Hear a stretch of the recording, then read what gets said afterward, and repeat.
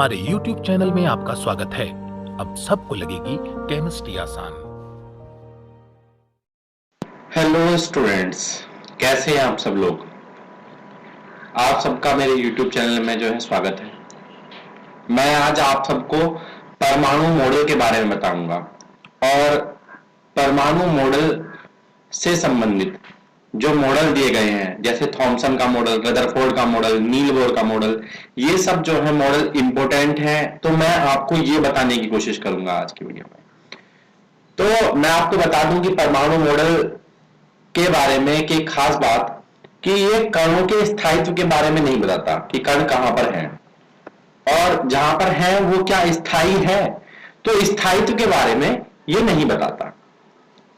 तो ये क्या बताता है कि इलेक्ट्रॉन का पाया जाना या प्रोटॉन का पाया जाना ये कहां पर है, या किस जगह पे इलेक्ट्रॉन है, किस जगह पे प्रोटॉन है, किस जगह पे न्यूट्रॉन है। ये सारी चीजें हमें परमाणु मॉडल से पता लगी। तो आज की मैं इस वीडियो में आपको परमाणु मॉडल के बारे में बताऊंगा। बता दूं मैं इससे पहले आपको प्रोटॉन के बारे में, न्यूट्रॉन की खोज और इलेक्ट्रॉन की खोज का ये पूरा का पूरा मॉडल, इलेक्ट्रॉन आवेश द्रव्यमान m बाई रेशो जिसे बोलते हैं, E by M ratio sorry, तो ये बोलते हैं, ये सारा मैं आपको पहले पढ़ा चुका हूं। तो आज मैं शुरू करूंगा परमाणु मॉडल से। तो शुरू करता हूं कि डाल्टन के अविभाज्य परमाणु में धनात्मक तथा ऋणात्मक आवेशों वाले अवपरमाणु कण होते हैं। तो डाल्टन की परमाणु थ्योरी यहां पे चल रही है और उसमें क्या बताए गए हैं कि धनात्मक और ऋणात्मक दो चीजें बताई गई थी। इन आवेशित परमाणुओं के वितरण की व्याख्या करने के लिए विभिन्न परमाणु मॉडल प्रस्तावित किए गए। यद्यपि इनमें से हर मॉडल द्वारा कणों के स्थायित्व की व्याख्या नहीं की गई।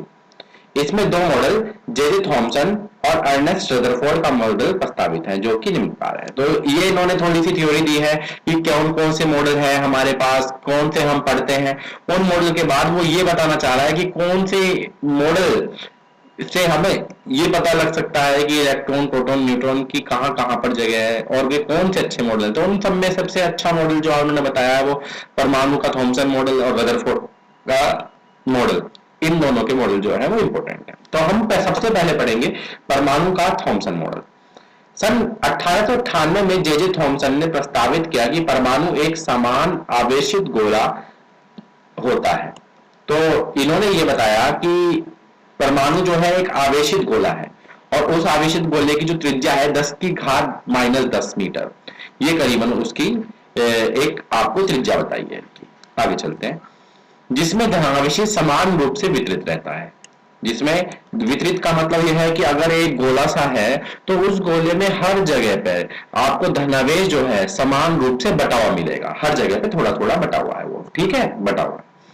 इसके ऊपर इलेक्ट्रॉन इस प्रकार से स्थित होते हैं कि उसमें स्थायी स्थिर वैद्युत व्यवस्था प्राप्त हो जाती है। अब उन्हीं के अंदर इलेक्ट्रॉन भी बसे हुए हैं और उन इलेक्ट्रॉन वे इस तरीके से हैं कि वो आपस में स्थिर वैद्युत व्यवस्था कि आपस में जो इलेक्ट्रॉन है नेगेटिव चार्ज वाला, ऋणात्मक वाला, और प्रोटॉन है धनात्मक चार्ज वाला, तो ऐसे में जो है ये जुड़ जाने चाहिए थे और एकदम एक जगह पे हो जाने चाहिए थे। लेकिन वो कह रहा है कि ऐसा नहीं है, वो इस तरीके से स्थित कर रखे हैं कि वो स्थिर वैद्युत व्यवस्था बनाए हुए हैं।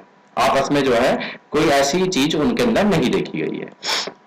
इस मॉडल को विभिन्न प्रकार के नाम दिए गए हैं, ठीक है। तो उन्होंने मॉडल के नाम भी अलग अलग करके दे रखे हैं। तो यहाँ पे जो है इन्होंने इलेक्ट्रॉन, प्रोटॉन, न्यूट्रॉन के, इलेक्ट्रॉन का E चिन्ह है, प्रोटॉन का P चिन्ह है, न्यूट्रॉन का छोटा वाला N, इलेक्ट्रॉन पर आवेश के बारे में बात करें तो -1.6022 इंटू 10⁻19। यहाँ पे प्रोटॉन का 1.6022 गुना 10 की पावर 19। तो यहाँ पे ये देखो आप समान है, लेकिन यहाँ पे ये पॉजिटिव में है और यहाँ पे ये नेगेटिव में है। सापेक्ष आवेश की बात करेंगे यहाँ पे तो प्लस है और यहाँ पे नेगेटिव है। द्रव्यमान की बात करेंगे तो 9.10939 गुना 10 की पावर 31, यहाँ पे द्रव्यमान है। 0.0054 इसका और द्रव्यमान ले रखा है। लगभग द्रव्यमान यू की उसमें जो है टर्म में यूनिफाइड मास में 0 है और इसका 1 है और इसका 1 है। तो यहां पे इन्होंने इस तरीके से ये मास ले लिया।